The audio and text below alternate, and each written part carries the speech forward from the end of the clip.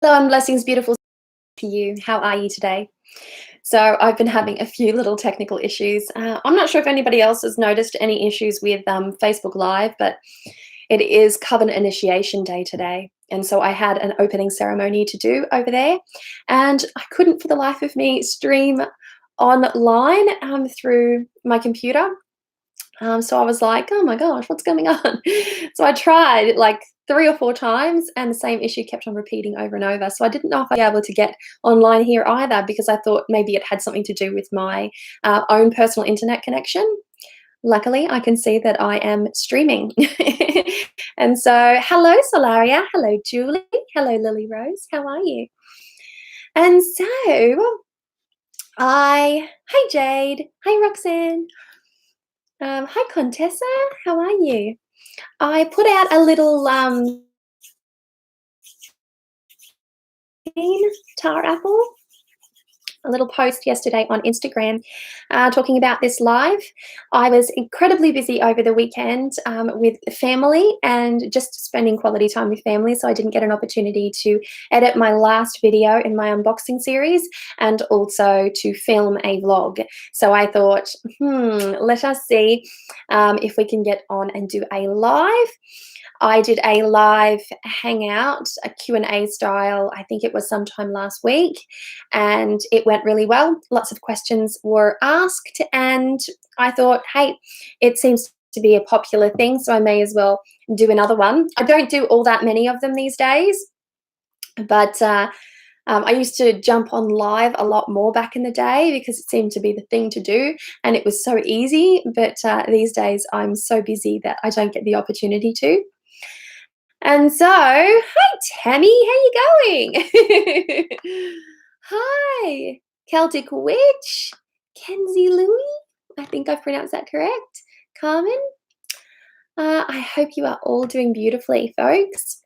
And so, I did post this thing on Instagram, and I thought that I would kick off by asking or answering, more to the point, the questions that were posed to me on Instagram first, and then there was a couple that were put to me on Facebook, and then I will go, how's the detox going? I'm having a wine and it's 10 o'clock in the morning. Honestly, folks, it's ritual wine for the initiation ceremony. Let me just be very clear. I'm not the person that drinks wine at 10 o'clock in the morning unless it's a super duper special occasion of some sorts. That is a small drop of wine to toast the initiates. We just had the opening ceremony over at the Coven, and I did drumming. I sang the old songs in Yoruba. I pulled cards and I smudged and I cleansed. You know, it's a beautiful thing. It's a beautiful thing. Okay, so Kayla D. Hamilton has asked, would love to hear more about your online coven. Funnily enough, that's exactly what I was talking about. Specifically, the difference you've experienced between the one you have now online compared to the one you met with in person before you moved.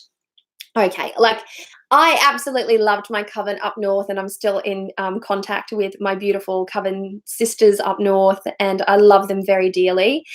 There is such a magic to being able to gather in person and experience in person each other's full experience in person. It's a beautiful, beautiful thing, and it's an irreplaceable thing. But for many, that's actually not a possibility, and that's why I created an online coven, because I never found a coven that I wanted to be a part of for the whole entire time that I lived in Australia. And I've been in Australia since I was 15 years old, and I will be 40 this Wednesday. So I north around the 4 or 5 year ago mark, and that was at a time where I was exhausted from doing open circle rituals, which is just, it's a pleasure and it's a punishment at the same time. Anyone who's ever hosted a plethora of open circles, you'll know exactly what I mean. It's a lot of like group dynamics, it's a lot of just like people politics, that kind of stuff. and it wasn't my bag. And I walked away from that having a really negative experience towards the end after doing it for about 15 years. And I decided that it was time for me to go into a more intimate arrangement. And I decided then that I was considering starting a coven. And then one of my very best witch friends walks up to me and goes, I think it's time we start a coven. Right while I was having that thought. So the timing was perfect. And that's what I did. And like I said, there's nothing that really replaces that in-person activity, but what happens online is just as kinful, if you know what I mean. I take every step to make sure that we feel utterly connected, that those who are a part of the coven, we get to see the face, we get to see the altars, we get to see the experience, we get to interact. We have live Zoom hangouts, which means that those that can make the Zoom hangouts, they can appear live. We can all have a chat to each other. We can hear each other's opinions, thoughts, etc. And it's very interactive. Like the Facebook page is very interactive. With that said, not everyone wants to be in that interactive space. They want to participate in the learning aspect of the coven, for which there is many snippets of content for. But they want to do it in a more solitary capacity, still affiliated to a coven environment. And so it's more of a traditional sort of Wiccan type of inner court, those who want to be in the inner court, who want to participate and engage in community and put themselves out there and and do that kind of thing. They have that option, and those that don't have to do that at all. So we try to make it very accessible for everyone, very comfortable for everyone. And that is my beautiful coven online on Patreon, mind you. What all things have gained from covens and other like-minded. I will go on to answer this little snippet. All the things that can be gained from joining together with others who are like-minded. There is no limit to what can be gained in a coven. It's the sense of connection. It's the sense of community. It's the sense of belonging. It's the sense of inspiration. It's the sense of enduring support. It's the comfort, and it's the whimsical aspects. It's the joy. It's the folly. There is so much that can be gleaned from that experience as a whole, and it's something that is so nourishing, and that's why people really enjoy it. It's because it feeds a part of them. We are creatures of community, and we're not designed to be solitary. We actually need community interaction. We need people to interact with. That's not just me saying that. That is an anthropological fact. We absolutely need that. And not everyone is geographically located to be able to have that, or perhaps they are geographically located, but their work might put them out of whack, in the sense that they may work evenings when lots of open rituals are being had, or open rituals might be like 2 hours away from them, and feasibly that's not something that you can regularly do. It's something that you can do sporadically, but perhaps not regularly. And then there are those times where you've got plenty of options around you, but you go and you're a discerning character and you don't really mesh well with the energies of what is available to you as in the form of covens and circles and study groups and so on. And so that is the reason why people come to an online coven, or create their own covens for that matter. So so much can be gained. A lot of learning too. I have a learning coven. That's what we do. So we're currently we're engaged in the element of earth. We're doing an exploration of earth, and this is on pause while we do the rite of passage. We've just done our 9-day sacrifice ritual, and we are going to be now doing our initiation ritual. That takes about a week, and then we're back on track with our earth. Okay, what are the differences between my 2 online courses at Tarot Readers Academy? I have 2 online courses at Tarot Readers Academy. One is called Ritual Tarot, and Ritual Tarot is a course that is designed to connect you to the sacred practice of tarot. Now, you can be very disconnected and disenchanted with tarot, and that's fine. You can still read the tarot. You don't have to make it into something uber ritual, uber spiritual. But for me, tarot is a spiritual pursuit. It's a deep spiritual pursuit, in fact. I come to the tarot for many, many reasons, and the tarot has nourished me time and time again. and I choose to work with the tarot in ritual setting. So that's my tarot reading table, that's my altar. Everything that I do that surrounds the tarot is done with that sense of witch ritual in it. It's something that I cannot divorce from my tarot practice. It's something that gets stronger and stronger every time I use the cards. Every year I spend with the cards. And so working the witch's web it's about witchcraft and tarot. So what I said then was pertaining to specifically ritual, how to bring ritual, how to create a beautiful table for, you know, for reading your cards on, how to create beautiful incenses that can deepen that that spiritual experience that you're having. That's ritual tarot. Working the witch's web is witch weaving with the tarot. It's a bit of spell work. It's a bit of past life, present life. It's a very, very full. It's a very full course, put it that way. Working the witch's web is bigger than ritual. It here. I am quite certain that I looked at it yesterday. No. All right. Well, with that said, I can't find the other questions that were asked, so let's have a bit of a look. Whoa, it's a bit difficult to watch the picture, but sound is great. Is the picture really dodgy? Sound weird again. Oh, this is annoying. I'm hoping that, if that improves in any way, okay? I've definitely got something weird going on around here, so do let me know if this improves in any way. Having no problems with the audio or visual. Something is wrong. I think it's a specific internet and not Avalon. Oh, let me know if I just changed my internet channels. Let me know if that helps. Happy Samhain, happy Beltane, happy Samhain. Today, by the way, is the exact day of the cross quarter for Samhain in the Southern Hemisphere and Beltane in the Northern Hemisphere. Traditional days for both happens to be the 1st. And as I'm someone who prefers a little bit more exactness within my life, a little bit more precision, the cross quarter took place at around 4 o'clock this morning, and I was, you know, on point a couple of hours after that to open ceremony. For my Coven siblings as they, Tammy, I will jump on and do drumming for my Coven siblings as they initiate my voice. Ducks, I assume that sucks. I think that's beautiful, Tammy. I agree with the tarot. It is a true connection. That's beautiful. Okay, so if anybody has any questions for me that they would like me to answer, considering that I seem to have lost a lot of, maybe I actually posted it on my actual Facebook page. That might make a bit more sense.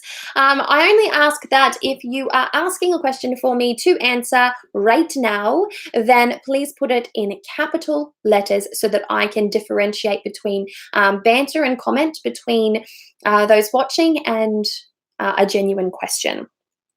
So let me see what I've got here. Woo!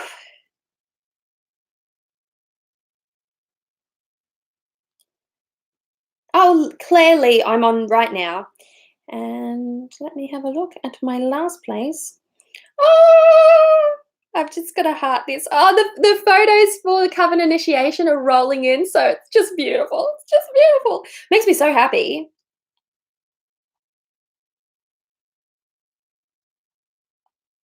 Okay, it's such a special time today, guys. Super duper special time, in fact.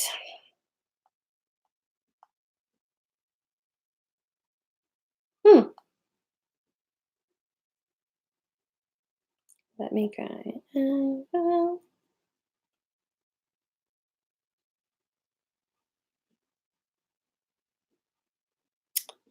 Okay, so here we go. How did you start working with your spirits? My story is a little bit different. I was baptized in a Yoruba coven, And I feel like I just said something similar to this just recently. I my head was open at birth, so that's the only way I know how to put it. I'm directly translating the terms that are used in Portuguese, minha cabeça aberta, and they've been with me. They've sort of always been with me. I did have disconnects. I had huge disconnects when I moved from Brazil to Australia, and that is when I had to apply a bit more effort into calling my spirits close to me. And it's something that actually takes a great deal of focus and energy and timing as well. I discovered that some spirits that were just that were my guiding spirits, they came to me pretty quickly. One came with me on the plane, and the others were ancestral, and they belonged to my ancestral home, and I didn't know how I was going to call spirits that belonged to the earth over here, and that's something that I'm still working on right now. So I have very few ancestral spirits that come to me. The Orishas come to me, and my guias, they come to me. My ancestors, they come to me, and because my grandmother, not my mother, my grandmother was a mãe de santo and a gerente of a terreiro, a keeper of the Coven stead. What happens now is I find myself calling on the spirits that she horsed when she was living. So I have some really interesting spirits to work with.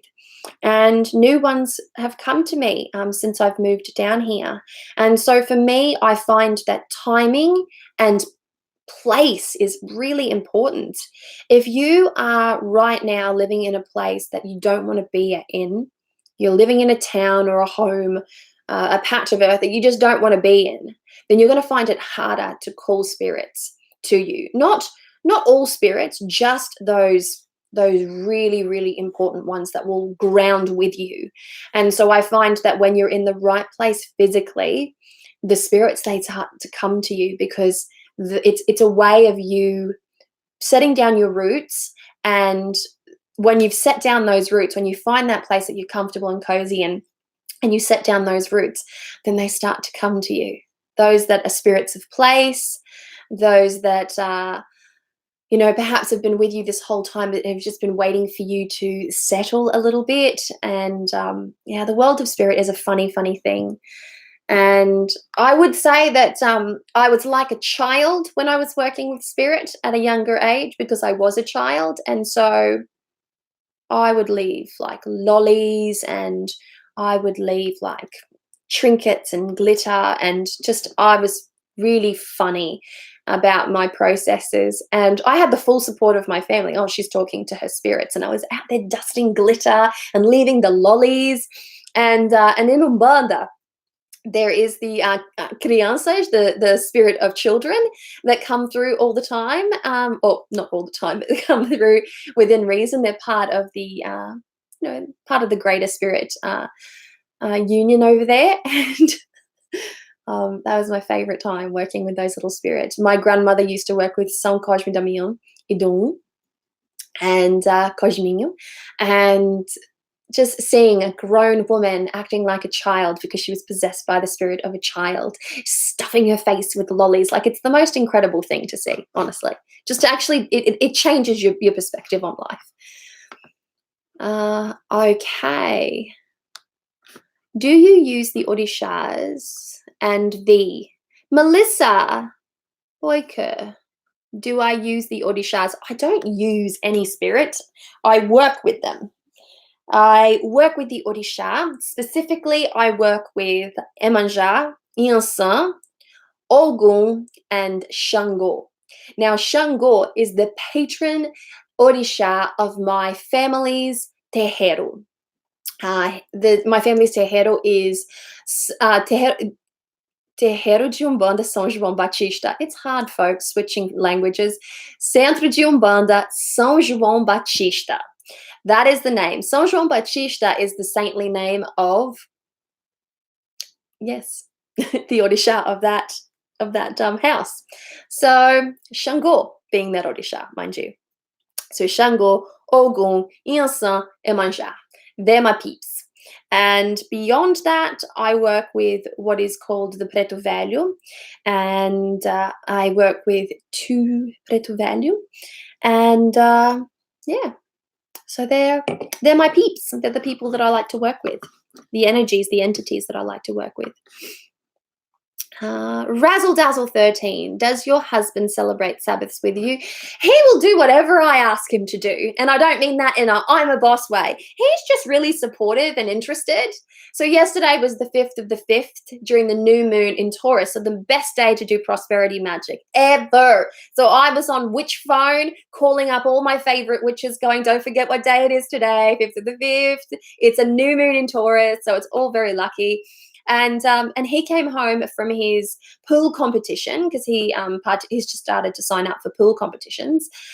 He came back from that, and I had been cooking a ritual meal for this day. Things with it was a full vegan curry with lots of root vegetables and specific spices that would work with the type of magic that I was aiming for. So I put those spices. I cooked everything on the wood stove. And I did up my petition paper, old school Yoruba style. And when he got home, I'm like, you've got 3 minutes to do this. And he's like, oh, okay. And he was down there really quickly and he did it all. And yeah, he participates. And if I said to him, we're going to celebrate a Sabbath, and he's very thoughtful and considerate, he won't just follow something if it doesn't make sense to him. He needs to be explained the whys. So when it comes to Samhain, for instance, it's not hard to explain the whys. It's the Feast of the Dead, All Hallows time.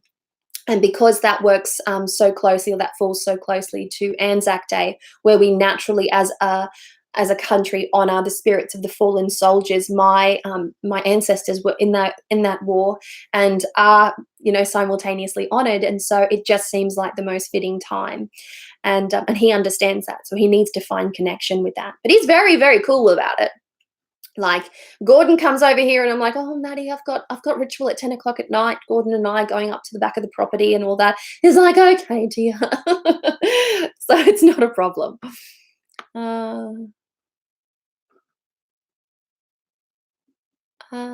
What else? Oh, here we go. Avalon, have you ever felt like you needed to take a break from your practice? That's from Kay Tomset. Not really a break per se. No, I haven't. My practice is something that I get a lot of life and energy from. My practice is something that if I don't do, I start to feel really drained and I start to feel really low. And so I don't stop my practice. But there have been times where I've been isolated and confused and have not been able to practice, not because I didn't want to, but because I didn't know how to. And I talk a little bit about that in one of my Back to My Roots videos when I first came to Australia. And I felt so spiritually disconnected from ancestor, from spirits of place. And there was nothing that I recognized from my personal religious practice, my family's practice, that I could connect with, and that was a really difficult time. Luckily, it was only a time that sort of lingered and lasted for about 18 months. But that was 18 months of me having these weird dreams where I would wake up and be in a panic, and my father would be already phoning my grandmother and my mother overseas, and I'd be having all these spiritual baths and having to take offerings out into nature to just try and fix it, because I was very discombobulated at that time. But it wasn't something that I willingly did. I've had to conceal my practice during the time where I lived in a remote Indigenous community that was very, very religious, and I put away all my more serious looking witch things, and I brought out all of my old statues of Christian saints, or Catholic saints I should say, that are traditional representations of the Orisha. because they do deity masking over there. And I had those up there, and people would walk in and go, "Oh, what beautiful statuary." And I would always just smile inwardly going, I better continue drinking my ritual wine. It's hurting. It's hurting.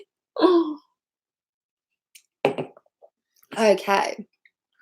Razzle Dazzle 13. Do you have any tips for claircognizance issues with the word vomit aspect of it? I don't understand that question, Razzle Dazzle. Can you word it differently?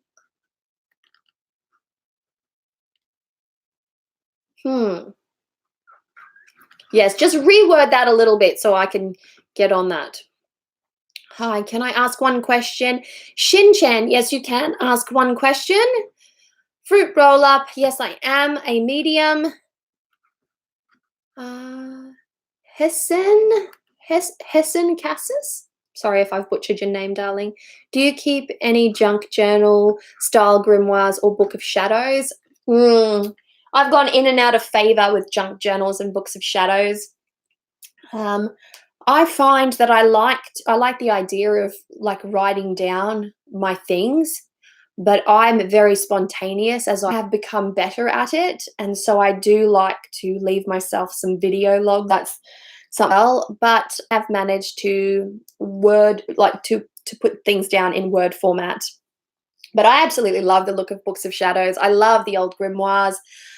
Knowing, of course, that they're two very different things.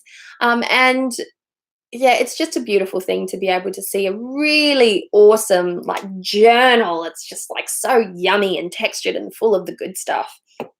So yeah, it's a dream, aspirations for when I have more time, because it does take a lot of time and energy to do those types of things, of which I have not of. So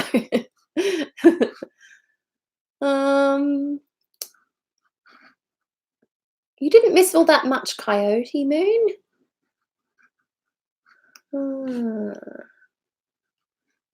Unicorn Oracle, do you enjoy Carnival? Did you enjoy Carnival this year? It was Orishas based. I didn't actually watch Carnival this year, and that's because I don't have television. I don't do television at all. And I just hear about the Carnival from my family overseas, and they were really impressed with it this year, but being that I didn't really look at it myself, I think it's nice. I think it's nice that they did the Orishas theme, but it's not something that I saw with my own eyes. So yeah, I can't really comment on that. I try not to watch Carnival too much. It makes me very homesick. I feel very sad. I should feel very happy, but I feel very sad. Okay. Free Spirit. Hi there. Do you have any recommendations in a daily practice to cleanse your chakras? Oh, yes. I use Elder Crow's chakra. I'll get it. Hold on.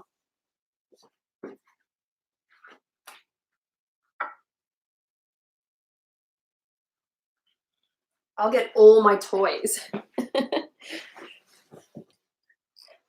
Okay. I'm wearing this fantastic cloak/coat that is fully upcycled. There's a lady in Franklin that she like decommissions clothing and then stitches it all together, and she makes these awesome clothes. So yeah, really good stuff. So these are the things that I would recommend. A chakra balancer.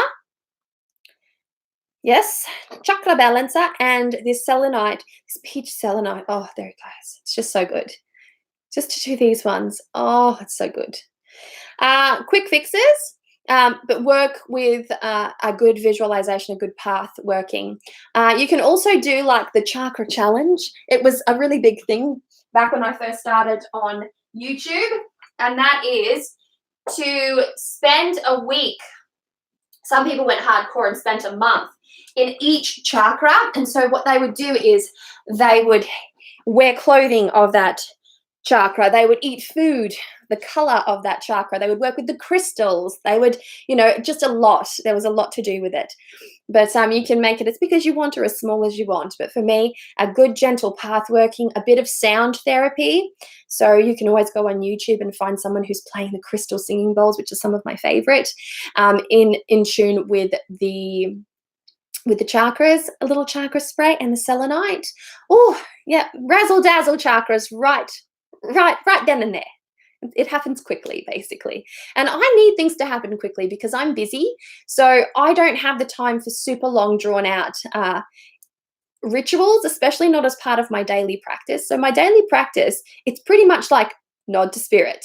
Like, we're doing this, nod to spirit, shuffle, shuffle, right? This is a perspective. I'll take a photo. There are some days that I'm that busy that I'll do my morning shuffle, lay out my 3 cards and look at it and think about it for about 10 seconds, snap a photo, and then marinate on it all day long. It works for me. I'm Angela. When will I get married, please? I'd really have to look into that for you, Shin-chan. I'd really have to look into that. I'd have to go charms for that one. I'm sorry. Any recommendation for finding groups or coven? I'm finding myself very lost and needing the support of others in developing my own practice. First of all, I would definitely look online for groups that might be around you. So any Facebook groups that may be associated to covens or open circles that are nearest to you, that's one way of doing it. Short of that, you can take matters into your own hands, put up a few little signs here, there, and everywhere, physical and digital, and call some people to you saying that you're interested in just getting together with like-minded people and do it that way. That's very proactive. That's what I like to do most of the time, especially when I'm moving to new locations. And then lastly, I would look online because there's great covens online and great covens, like really great covens. They're all very different. Spiritual circles, great covens. I know of a few myself. I have my own, but I know that every person needs to fit in with what they are, with their coven. That's basically it. Not every coven is the same, and therefore you need to find one that is really suitable to whom you are and the things that you're interested in learning. And so another way of doing it is finding community through Facebook pages. There's some great Facebook pages for beginner witches and great Facebook pages with little associated groups that could be geographically centered, or that could be just something that is more in your area. And by that I mean perhaps just your country, which is another way of saying geographically centered. But when I say geographically centered, I'm speaking more specifically, like specifically in Tasmania would be one thing, specifically in the Huon Valley would be another thing, and specifically in my very little niche area would be another thing entirely. So when I say geographically oriented, cast a wide net and then bring it in as close as you possibly can. But it's never easy. Finding covens can be really challenging, which is why I like the idea of an online coven and why I've mentioned it. What part of the world are you in? Oh, that's not for me.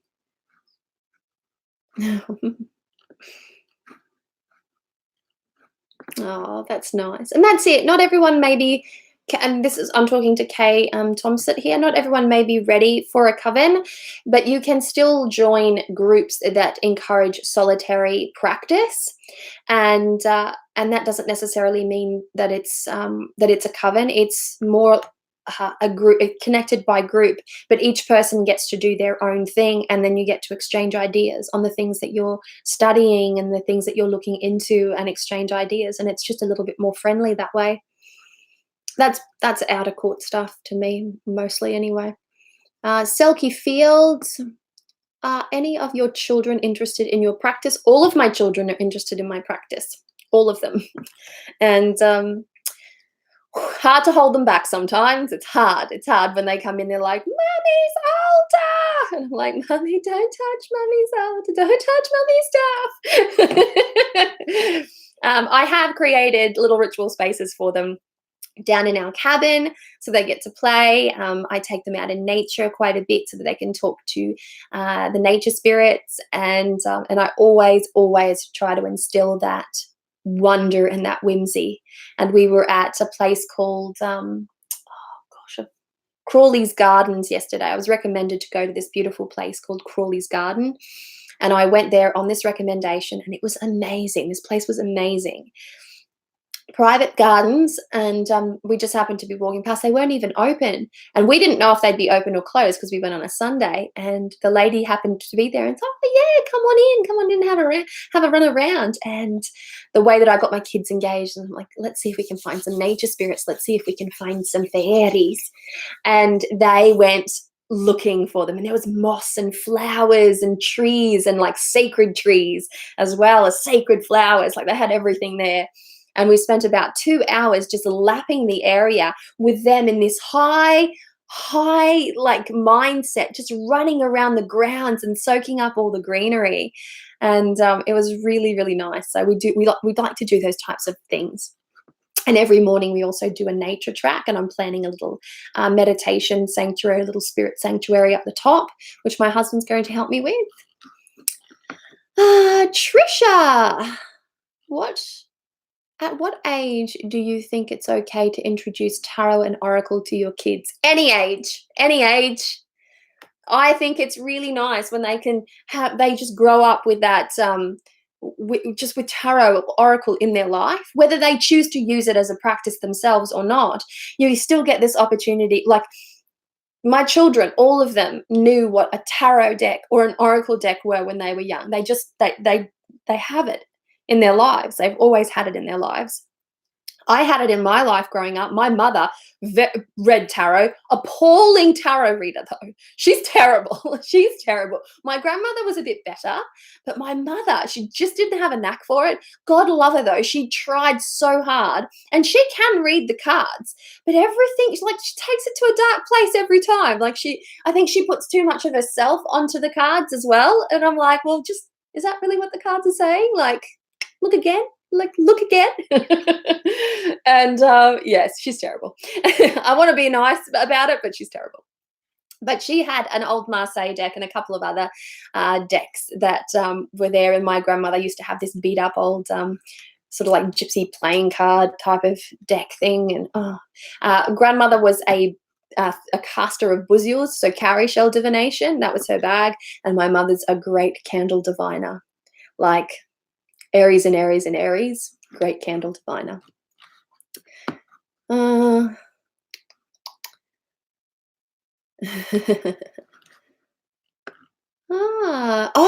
Ian Blackhall, thank you for the book recommendation, Odin's Gateway. I hope you liked it. It's fabulous. Yes. Great one, actually. I should be in bed by now, but I cannot pass by one of Avalon's lives. On the other hand, I watch all of your vids, Avalon. Thanks, Kay. Practice Dobson Coven or a tribe? One and the same, or tribe doesn't necessarily need to be a coven, really. Okay. Claire, do you see any of your children have that skill, talking to spirits? Yes, I do. Yes, I do. My son, he has the sight. He really does. My eldest daughter, her skill is so different. She is a creator of comfort, that one. Yeah. Very intuitive, very emotional. They all really have a little skill there. It's harder to tell with my daughter, but my daughter wakes up my youngest daughter, I should say, wakes up every day with a dream story. So I'm like, ooh, she be a Dreamweaver, that one, which is great. We've got some Dreamweavers in our family line, so that's really promising. But yeah, talking to spirits, we will know. Savannah, not so much. Like my oldest daughter, she's 8. I'll know more when my son turns 7. Likewise with my youngest daughter. Avalon, that's great. The next generation coming up sure is, Selkie, sure is. Emerald Moon, Beck. Hi, Avalon. My smiley face is smiling back at you. Do you have any meditations on your business page to download, or can people request one from you? Yeah, people can request one from me. Here's a fun fact. I love doing meditation. Well, actually, I seldom do meditations and I do heaps of path workings. I love doing a really good path working. Oh, yeah, I love a good path working. And a path working is a guided meditation. It's a guided journey, some might say. Less meditation, more journey. And so I like path workings because a meditation can be very simple. It can be a meditation of breath. It can be a visualizing meditation of sorts. It can be a crystal healing meditation. I mean, so many meditations, but a path working is a specific journey that takes you from one point to another, experiencing a journey. Then you have a moment with your spirits, and then you come back and then you journal like a crazy mofo. That's my favorite. That's my favorite. Lynn Soriano, around 8. That's great.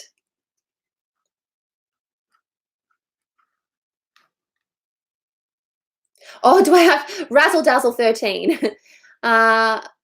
Do you have any tips on how to stop spouting truth at people? I have a problem with my clairs that keep me consistent. Honestly, my suggestion to you would be very simple, is to bind it. Just to bind that compulsion and to find balance within that. You can unbind yourself later on, but it's to bind the compulsion to speak. And I would also highly recommend that you work with the High Priestess card within the tarot, for she is the one that knows the mysteries, but knows them so deeply that she is incapable of speaking of them. So that's my suggestion. And you could create talismans as well. I've seen simple ones done with just a a red silk around the arm and a tourmaline, just a little tiny tourmaline bead. It's a good one as well. Yeah, you've got options, put it that way. Lots of options. Emerald Moon. Hi, Avalon. Oh, I did see it. Do you have any meditation? I've done that one. Freeswood, thank you very much, Avalon, for the chakra cleanse advice. I have put my little one to bed as well as myself early. Wonderful. My 13-year-old still loves. Oh, that's great. I love it. I love it that people involve their children so much. Can we see Gordon more on your blog? I'll try. When Gordon and I get together, it's really quite mischievous and it's really fun. Actually, I would like to be able to get Lee Morgan on my blog. I met Lee Morgan the other day over at Gordon's place, and he said to me, "Come over and meet my friend Lee." And I'm like, "I don't know if I've got time." He's like, "We both know that we need to make more friends." So I'm like, "Fine, I'll come and meet your friend Lee." And I went in my my Ugg boots, these bad boys right here, because it was cold, and like my husband's like pullover, and I opened the door and there's Lee, and just beautiful Lee. And we had a great chat. We were sitting there for a couple of hours, and I had no idea that he lived as close to Gordon and I as he does. Like, he's in the valley, top of the valley, but still the valley. And I'm like, what are the odds? Like, what are the odds? So very exciting. I'd like to get him on my channel. And I almost pointed a camera at his face, except I didn't bring one that time. Do you have to be initiated into Umbanda to practice it? Yes. It is an initiatory tradition, and you can still practice elements of Umbanda, like the folk magic aspect of Umbanda and the working with the Orishas. But Umbanda is something that you cannot practice on your own. And I've said this before on my channel, because an Umbanda session requires so many elements. It requires a terreiro, which can be anything and anywhere. I've gone to dirt floor terreiros, and I've gone to really beautiful polished, marble floored terreiros, and they're great. So that's essentially the coven stead that you're in. You have the atabaque, so you have a variety of drums. You have the organ, you have the sacred players of those drums, like the organ. They know all the sacred songs of the gods. They've been initiated to know those songs of the gods, and so they know the rhythms. Those rhythms are what starts off the succession of possessions that call the spirits down. So the organ, they basically beat the drums to signal to the world of the Orisha and the world of spirits that the mediums are in session, the Akajis are there, and they're ready to begin the process. And so aside from the organ, the atabaki, you need your mediums, your magihodanchis, and you also need your Akajis, and you need your helpers. And so it requires a lot of people to actually practice the religion as a whole. And if you're in a place where you can attend a terreiro of Umbanda, then that's not a problem. You can join, you can go through your initiations and do those things, but to be able to practice it alone, no, it's not possible. Like I said, elements can be practiced. You can practice knowledge, folk magic, speaking to the Orishas, spirit work, divination, laying of hands, so many things, but the actual crux of the practice that happens within a coven stead, that you do really need the coven stead to be able to do that.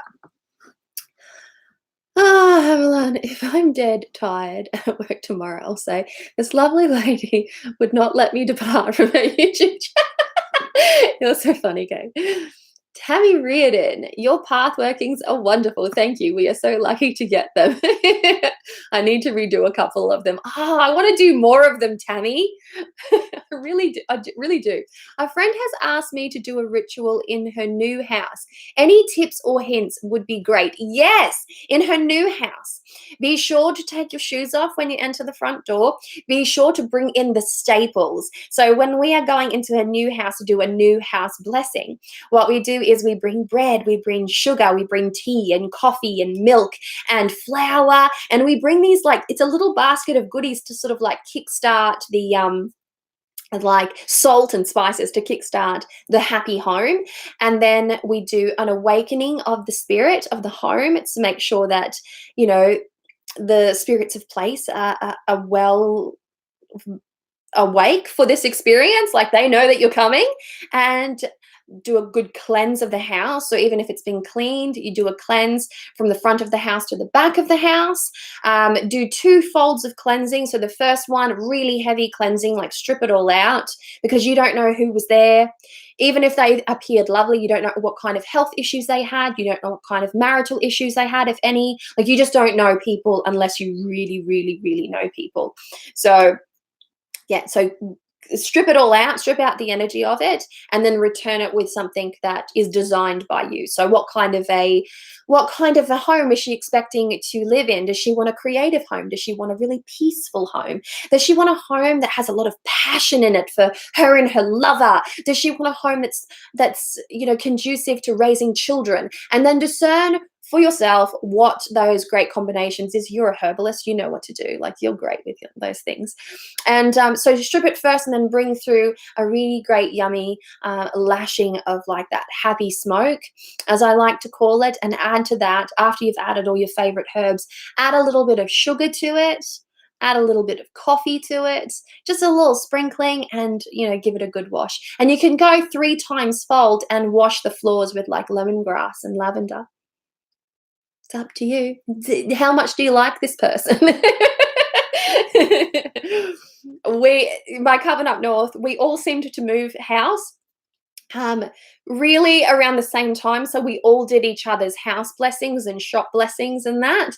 And it was great. It was absolutely amazing. It was good times. I had this killer altar set up in my house that I was in before I moved down here, all a part of that house blessing. So it was really wonderful. Oh, that's so nice.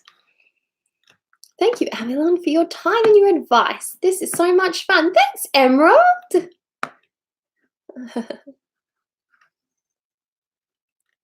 Oh, Claire, do you have experience where you need to let someone know of something when you go somewhere? Could you word that a little bit differently for me, Claire? Do you have experience where you need to let someone know of something when you go somewhere? Yeah, I'll need a little bit more than that.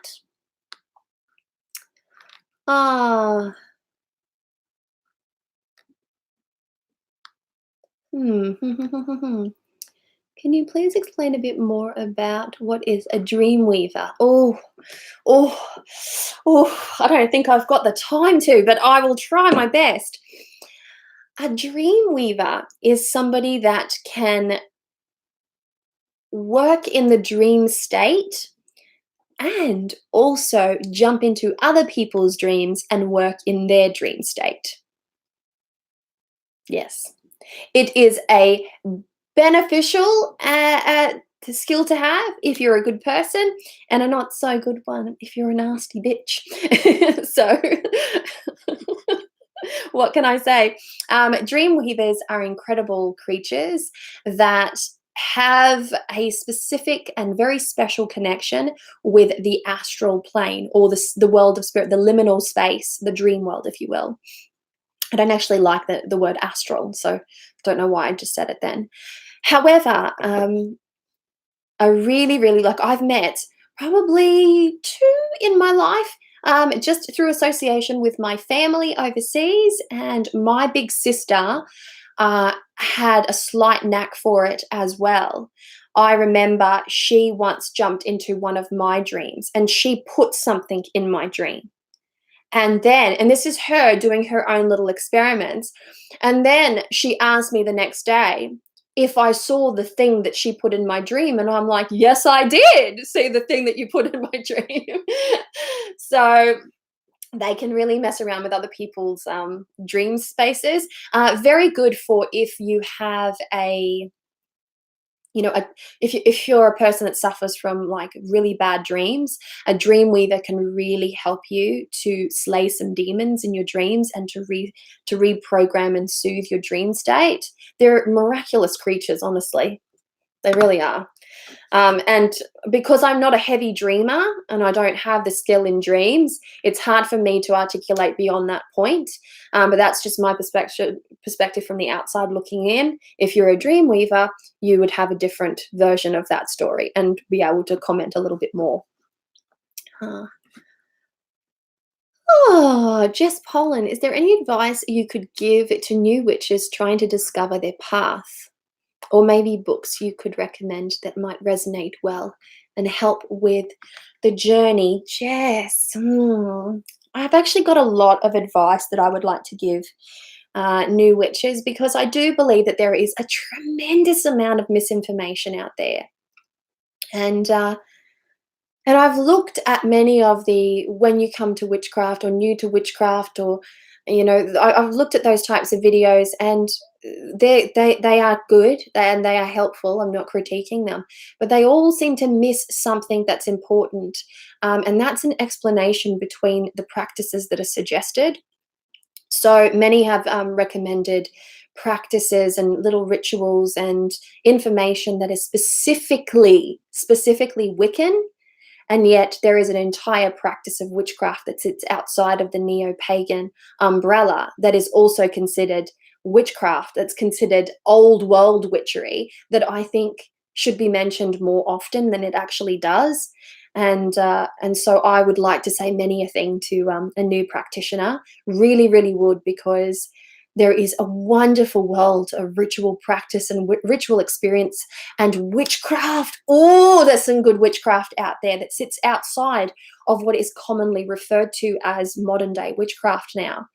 And I keep having these beautiful conversations with traditional witches and, chaos magicians, aka Gordon White. And we all talk about the other side of the coin as far as magic goes. And I think I need to start doing more videos about that, actually. I'll try and dedicate a video to that, Jess. I will dedicate, you know what? I'm taking a note. Let me take a note. I should take notes, shouldn't I?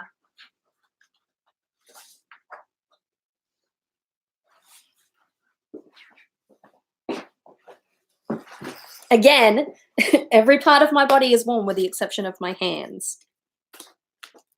Oh, look, I just got a little bit homesick then. My beautiful Coven sister, Erin Duncan of Erin Duncan Illustrations, did that for me. And that's not all she did. Oh my God, I've still got 2018 in here.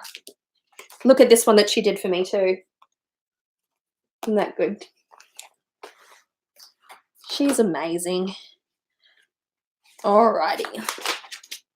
Let me get a pen.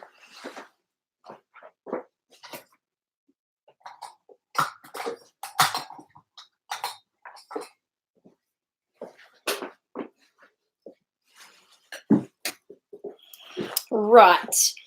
So,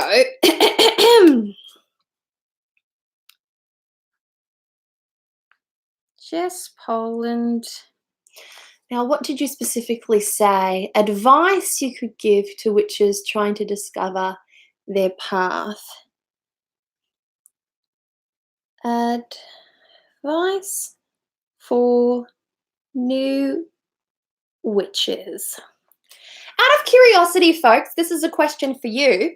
And since I've been so kind to ask and to answer yours, I hope that you could answer mine. If I was to do a beginner witchcraft video, I don't want to call it beginner witchcraft. What would be the best title for a video like that? Advice for new witches? Is that pretty straightforward? Like, let me know. Yes, in Santaria we have, Lynn Soriano says, yes, in Santaria we have what is called a tambor, and the sanctified people who play these drums that bring down the Orisha into who is initiated or that's exactly right. Woohoo! Yes, spirit of the house is often forgotten. I talk to my house all the time. Indeed, Crossroads and Eucalyptus, indeed. Tammy Reardon, it is a totally new house just built. In that case, still do what I said, because people who build other people's houses do it for money. They don't do it for love. So you never know what kind of a builder marched in there going, oh, I was in the doghouse last night, I stayed out too late and my missus kicked me out, and or the divorcee situation, and or the guy that might have nicked a few supplies from the site. Like, I don't want to paint a dark picture of a new house, but quite frankly, how many people actually walk in and around a new house? How many people does it take to build a house? Now, from my experience, it could take up to 20 people, give or take. Not all of them there at the same time, but you've got plumbers, you've got electricians, you've got builders, you've got chippies, you've got, laborers, you've got all those types of individuals that are just there for the money. So you might not need to like strip it all back as harshly, but still, I'm a stickler for like cleanliness, a bit of OCD. I would actually use asafoetida powder, aka devil's dung, aka sulfur, and mask yourself and ventilate the area. Open every window, every freaking door. Mask yourself though if you do that. Like, house cleansings are not easy.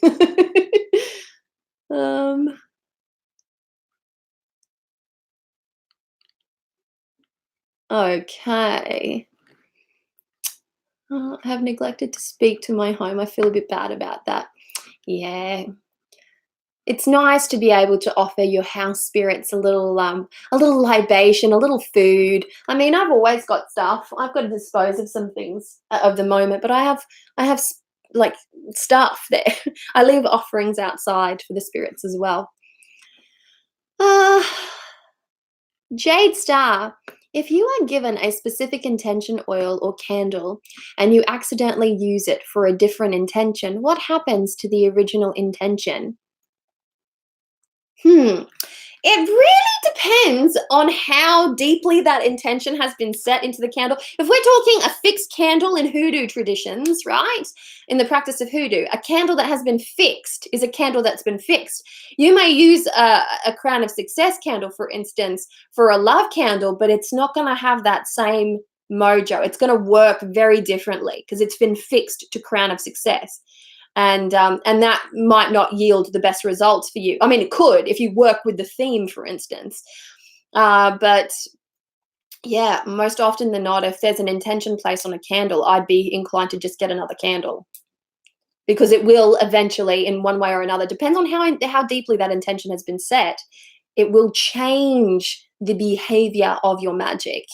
And that could be a good thing, and it could be a not so good thing. You never do know. Being that I don't know the specifics of your situation, I'm just going to go with caution. err on the side of caution.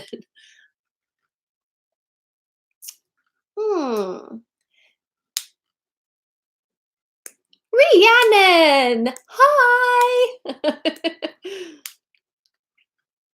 Tammy Reardon, I freaking love that coat. It's the best. The lady actually sells it out of Franklin, and she's always at the Signet markets. So we just had the Signet markets on Sunday. So the next Signet markets, see if you can come down because she's always there.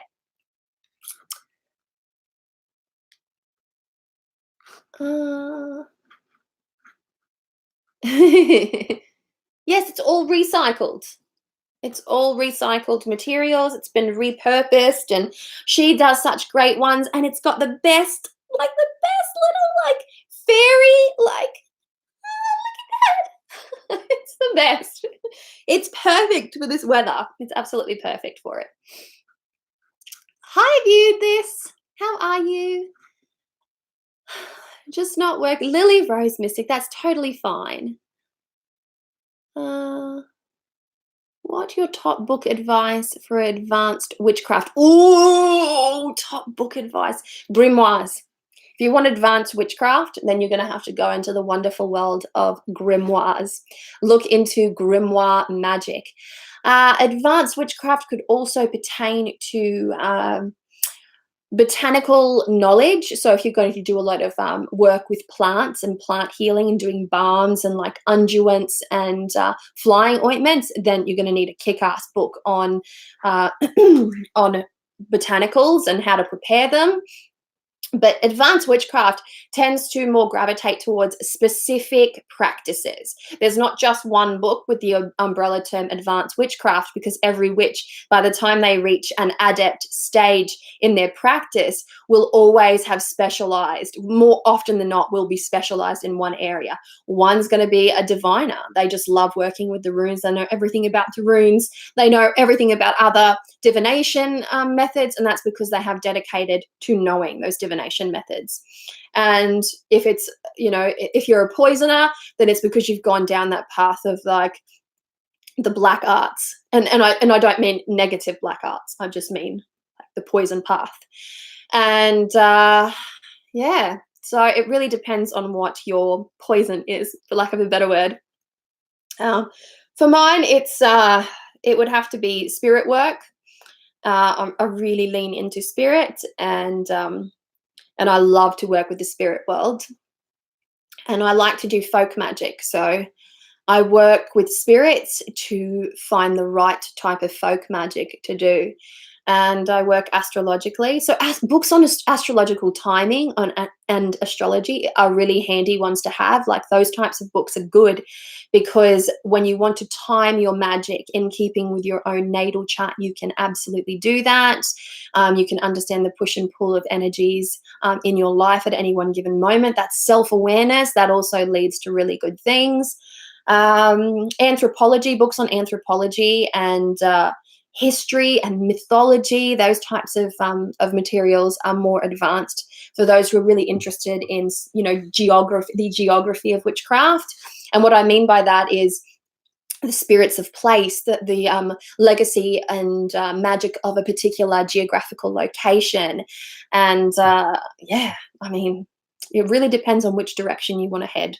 There is no just one thing. If there is, if you want to go grimoire magic, which is what is colloquially termed high magic, and it's very full on. It works with a lot of hermetic ideas, so it's Western esotericism, and it's occult, and it's readily available. So you can actually access information on the grimoires. So it's called grimoire magic. Basically, that would be right up there with advanced magic, if you will. Or probably more intermediate, actually. Yeah, it's hard to say. Hard to say.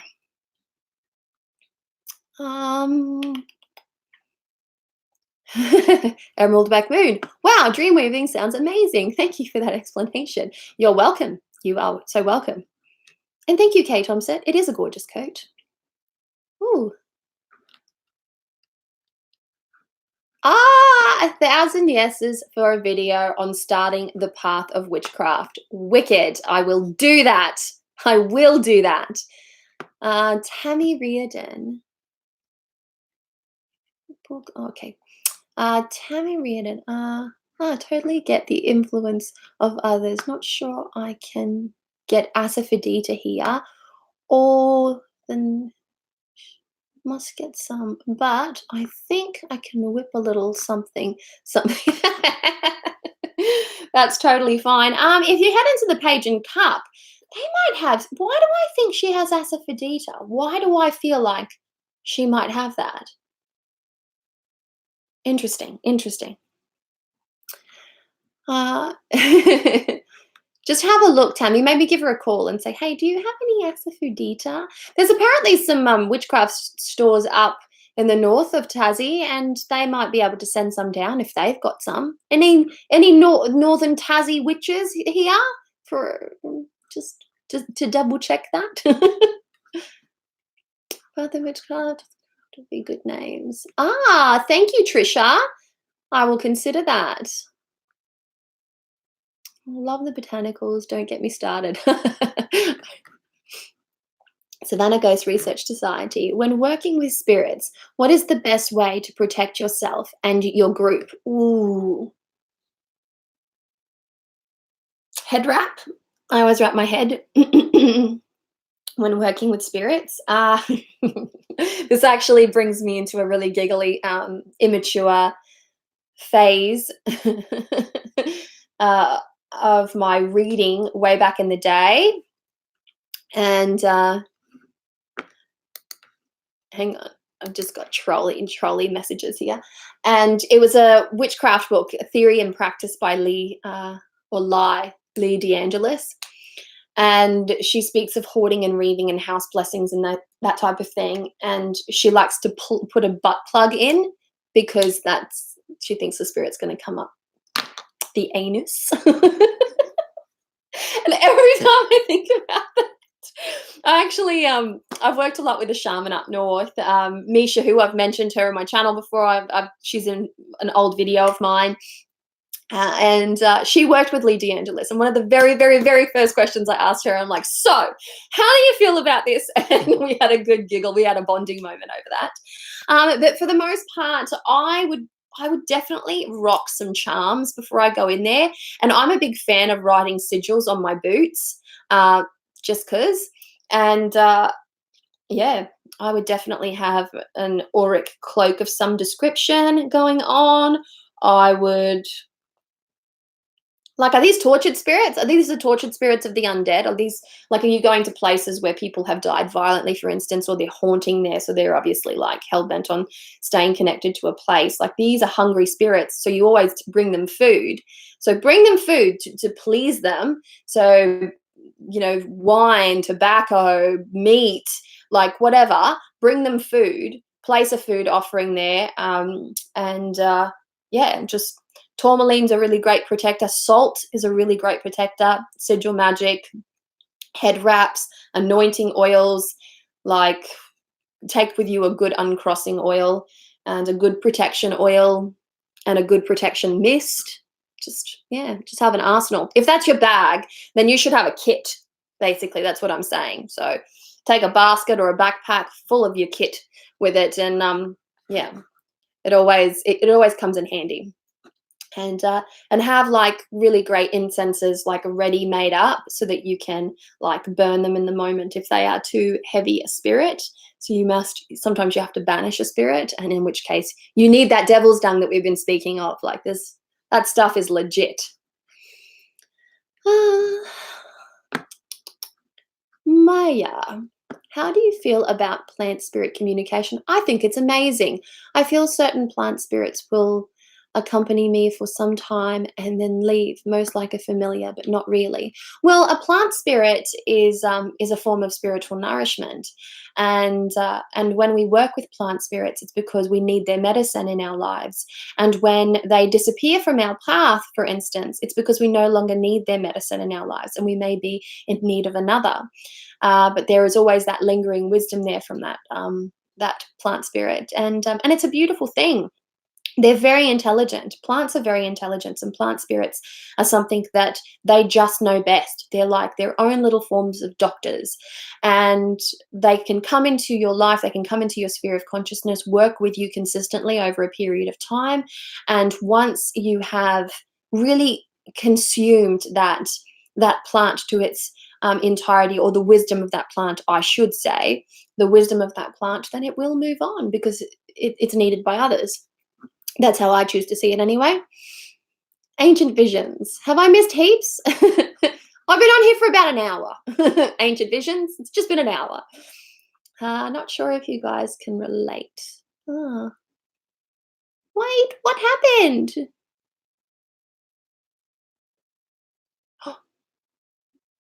Oh, okay. Here we go. Just scrolling, just really slowly scrolling. Crossroads and eucalyptus, like, yeah, like legit.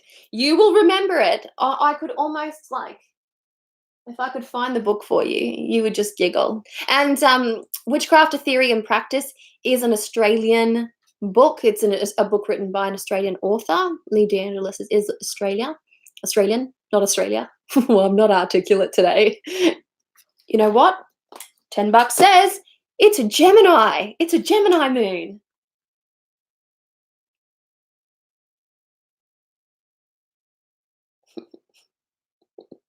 We're on the cusp. Oh, yeah, we're on the cusp of Taurus and Gemini. I'm always so, like, verbally retarded when when the moon is in Gemini. All right.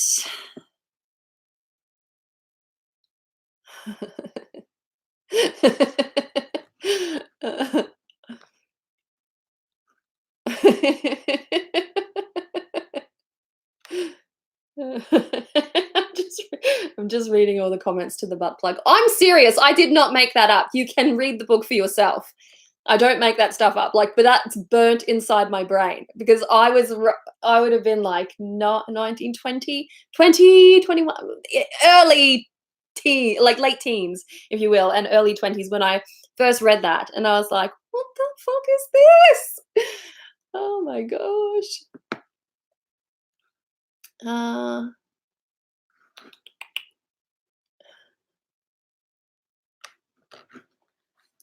Oh my god, how funny. I gotta think makes sense. Your head wrap and soul sigils is beautiful and the kit is brilliant. I bring a few things, but a kit sounds on point. Yes, Savannah, Ghost Research Society, do get yourself a really great kit. I would put in that kit things like witches' ladders, holy water, tourmaline, salt, lots of fucking salt, uncrossing oil, binding oil, a good mix of incense, a plethora of charcoal discs, some sand, a vessel that you can burn the charcoal discs on, the sand that you can put in the vessel to put the charcoal disc on the top, and yeah, a bell to announce your presence, food offerings, libations, that type of thing, and protective herbs. Look at what you consider to be a protective herb. I love working with rosemary, very, very good protective herb. Rosemary, cloves are wonderful. Yeah. So work with what you've got. Whatever grows closest to you as well will be the best. So I used to have like access to so much rosemary, and so it was fine to like trim whole pieces of rosemary off and make a circle out of it if I was working with some more like, edgier type of spirit energies. Good fun stuff. Rosemary also helps you to remember. So it's about memory and the longevity of a memory. So it's good to have around as well.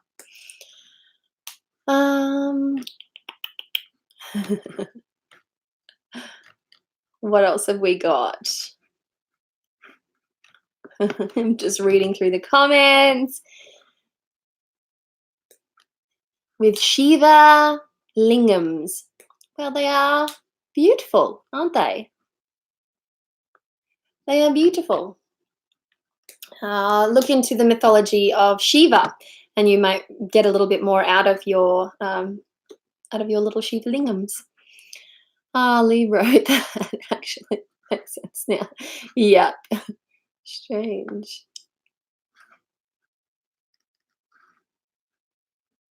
How I use, Rachel Corner, can you talk about how you use your rattle in your practice? I use my rattle as a clearing and calling tool. And so I shake up the energy. I just shake it up. It has to have the right sound. And that rattle came to me as a gift. And it came from my neck of the woods. So it's a Peruvian rattle. I'm not from Peru, I'm from Brazil, but that's pretty fucking close of all the places that a rattle could come from. It's an owl rattle. So it has a totemic type of energy attached to it. And it sounds like a rainforest when you shake it. And so when I shake it, I call in my Orisha. I clear the path and I rattle it and I call them in. The bell signals that I'm opening up space. The rattle, then I'm calling it in. And that's how I use it. Good fun stuff.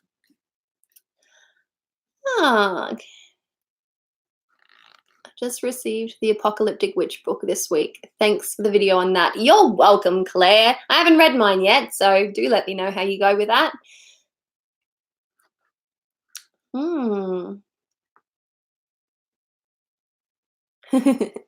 I'll sleep on my back. To your beginning witch series, Avalon. Thanks, Kay. I have never been able to connect with specific deities. The god and goddess still are felt, and the random request is always blessed.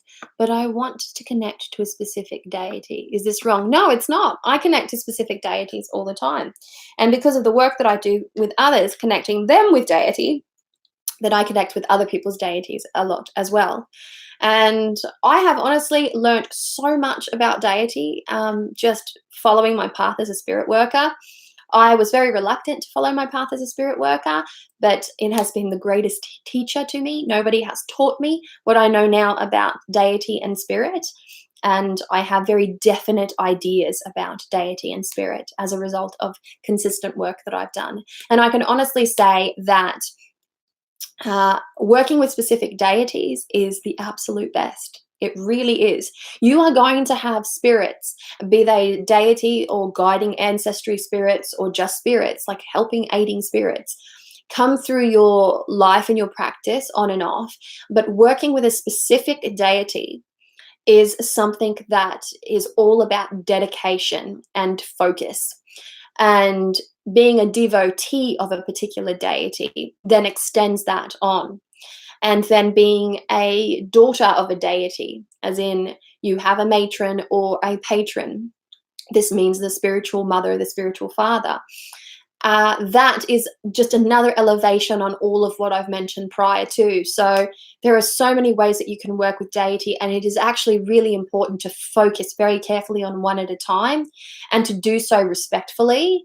And this idea of doing so respectfully just goes beyond gleaning your information from Wikipedia pages or online. It comes from doing the research. It comes from going to libraries. It comes from asking questions to practitioners that have perhaps had interactions with those deities, and looking at their myth and looking at their legend and looking at the culture from which they come from, and learning all of that.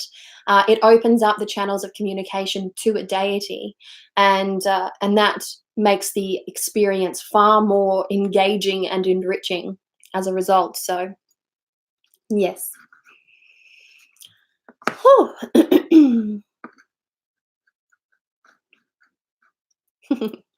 That's wonderful, Savannah. My little girl's name is Savannah. Aline Lima, I'm from Brazil too. Yay! I love it.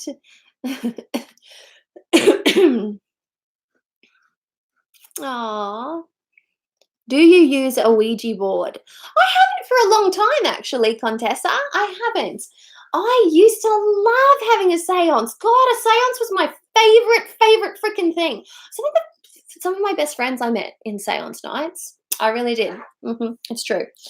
And I've got to say, like, I've never used a formal Ouija board. I've always made my letters and used a sanctified glass. That's how I've done it. I've spent time making really beautiful Ouija letters And like really like lovely paper craft time.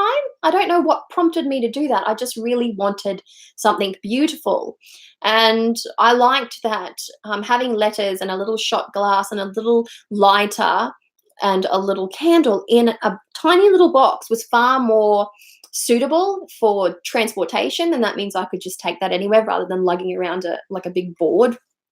Having said that, I love the look of Ouija boards. Like, so nice. Gordon got his Ouija board some time ago, and it was, anyways, I went to visit him and it was there, and I'm like, oh my God, it's so nice. I think I really want one because I've just not had one, and I think I really want one. Like, part of me would love it. So we must do a seance, actually, now that you've said that.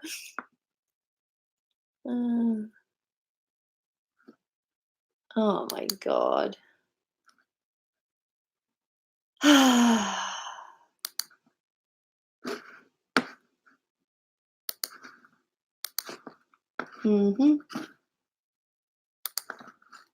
let me just do this one.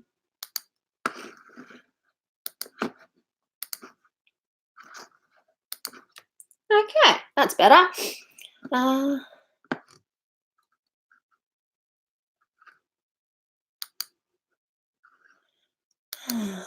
Good.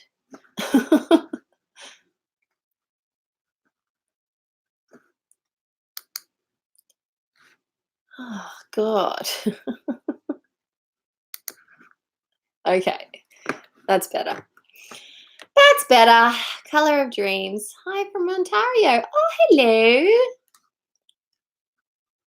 Why will my Razzle Dazzle 13? Why will my deities not show themselves to me? I truly want to devote my rituals and practice to specific deities, but none have appeared or let themselves be known to me. Sometimes it's more about sorting yourself out. Like, you might have some kind of unknown blockage towards your deity. The idea of working with deities and spirit work is such a massive thing that whether you realize it or not, you might be apprehensive about it on some level. And so learning to prepare the spirit for working directly with deity is step one. And that's exactly what spiritists do. Like, when you join, spiritist covens and candomblé, santeria, umbanda, when you do these things, it's all about preparing the spirit, afirmando a cabeça, preparing the spirit. And that's step one. Now, you've got to understand too that, a lot of people start this type of work in less developed countries, for instance, and they're parts of family practice or cultural practice, and they begin very, very young. So by the time they're in their late teen years, they've got this sorted, and that practice fortifies. Whereas those who have picked it up a little bit later on in life, it's not that they won't be good at it, because they will be. You'll absolutely be good at it. But there's so much preparation that you need to do on the spirit in order to be able to do that. And when it comes to seeing deity, everybody sees deity very differently. I rarely see deity with my waking eyes, like looking around like this. I seldom see deity. I sometimes do. But it's always very disconcerting. When I close my eyes, I see deity, I see my spirits. And it's that little trigger for me. But it takes time to know that this part of yourself, it takes time to open yourself up to that.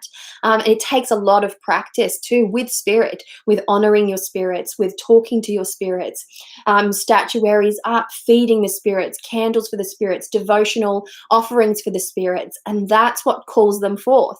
They don't just come to you because you're ready in that moment. Okay, I'm ready. Let's do this. No, call them into place for yourself and see how that comes. Like, it's about connecting respectfully to deity. A part of that is understanding that you have an obligation to open that channel of communication by preparing yourself and preparing offerings to really consistently bring that deity into being. So knowing their sacred days, knowing their sacred foods, their sacred colors, all of that type of information is extremely important when you want to work with deity. And so that's what you do. It's good stuff. It is.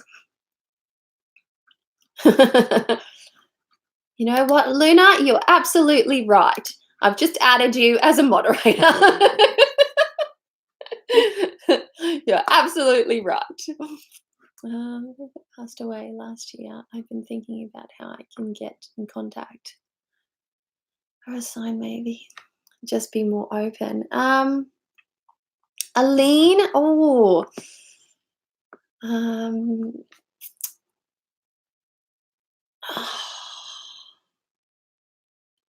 Have you tried Centro de Kardecismo, Centro de Mesa?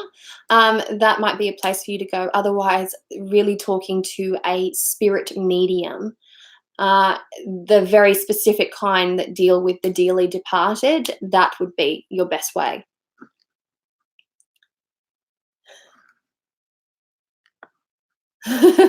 Thanks, Tammy.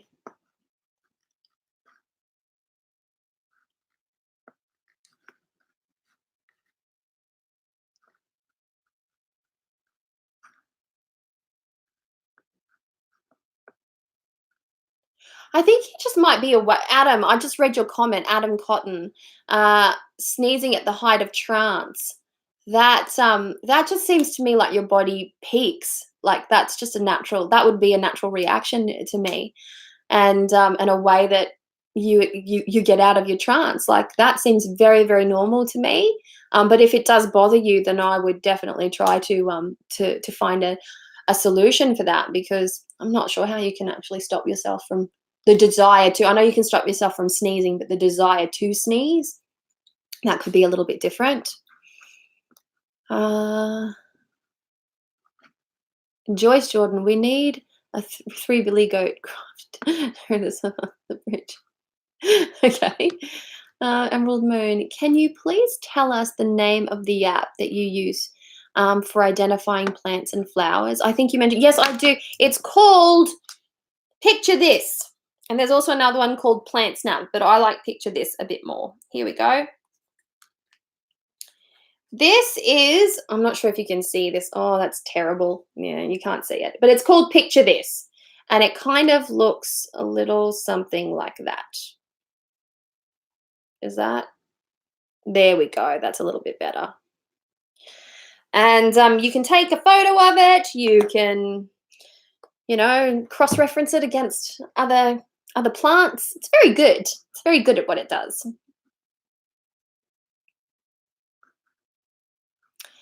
Beth Carr, my deity gave me his first name. Is that normal? His name is Carr. Is that a deity? Is that a deity or a spirit? If it's a spirit, it's not uncommon that a spirit gives you their first name. But a deity, many of their names are already known. Color of Dreams, Avalon, watch out. Seems like this flying monkey's need to boot him. Thank you. Yeah, that's right.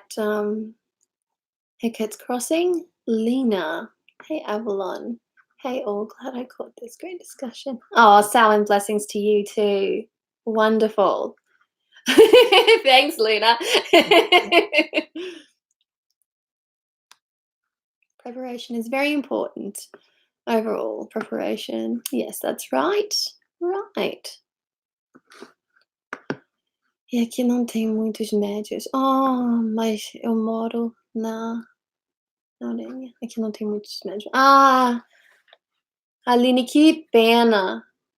Você tem como viajar para uma outra parte do Brasil, onde talvez tenha mais? Ou talvez, se você... Tem gente que especializa em esse tipo de experiência e eles estão na internet também, mas são brasileiros. Eu sei que a linda Fabiana Carvalho, eu acho, ela faz muitos vídeos sobre Umbanda no YouTube, e então ela é específica também, então talvez você pode achar outros que têm canais que são brasileiros, que podem te ajudar a entrar em contato com esse espírito do teu lindo namorado que passou. Então, muitas desculpas para você também. Hello, happy Samhain. Okay, thanks for that advice. Although the ancestral connection, I do find it hard making connections. Definitely need directions on how to best to do that. Do you create your own sigils or use them from sigil books? I create my own damn sigils. Yes, I do. Here, look. This is one sigil, and this is another. There we go. All made by yours truly. Weird, right? Okay. Oh, you truly are an amazing person.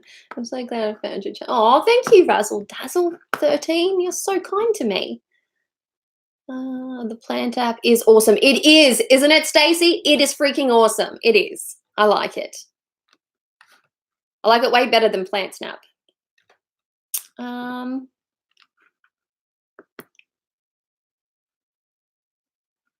Oh, Maya. My Spanish is weak. This. Oh, I have some Portuguese and Spanish blood, but cannot speak either language. I wish I could. I love listening. Oh, thank you, madam. All right, folks, I've been on here for about an hour and a half, and I feel like I have answered as many questions as I'm capable of. I'm now actually starving, and I still haven't drunk all my wine. Tammy, if you're still here, and Anna, if you're still here, those who are members of my coven, if you're still here, I'm still drinking it.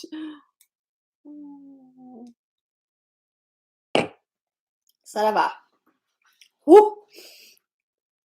Alrighty, folks. It's always better to write your own sigils, unless, of course, you're contacting a demon or a spirit that has a specific sigil. Then that's pretty much the only time that I would recommend using a sigil that's already been pre-drawn. Yeah, that's about it.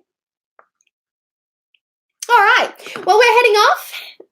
And by we, I mean me and my spirits. We're heading off. Got lots to do today. Thank you so much for those who stuck around and asked some questions and did all that kind of good fun stuff. I'm really, really excited to have been able to do this. Like I said, I haven't been doing them very often, and I've missed it. And I think it's super nice to be able to connect with my channel and those people that really support my channel, because it really is so nice to be able to just face-to-face connect. And so my daily vlogs are going to be a little weak this week, simply because it's my birthday week, and I'm going to be traveling for my birthday. My birthday also coincides in part with Mother's Day, because I claim a whole week for my birthday, and it coincides with Mother's Day, and you know, that can be tricky. But I'm going away. I'm going to do something that's on my bucket list, and it's just exciting. So I don't even think I'll be anywhere near internet for a couple of days. So that could be very interesting. Wine on a Monday. It's ritual wine, ancient visions for initiates. Initiates ritual wine. I can't say it. I'm already drunk. I had like that much wine, and I'm like, oh gosh, she's drunk. That's it. Oh, thank you. Don't happy birthday me ahead of my time. It's the big 40. I'll be 40 this Wednesday, the 8th of May, and I do not accept happy birthdays until the absolute day of my birthday, because it's bad luck. So Wednesday's my day. Lucky it's my power day. We are in the waxing phase of the lunar cycle, which is great, which means I can do even more amazing magics. Oh God, I bet you it's in Gemini. That'd just fuck me off, actually. Yep, it's going to be in Gemini. At least I'll be in Cancer, Leo. Oh yeah, the end of while I'm away, it will be in Leo. So I'll be like, yes. Thank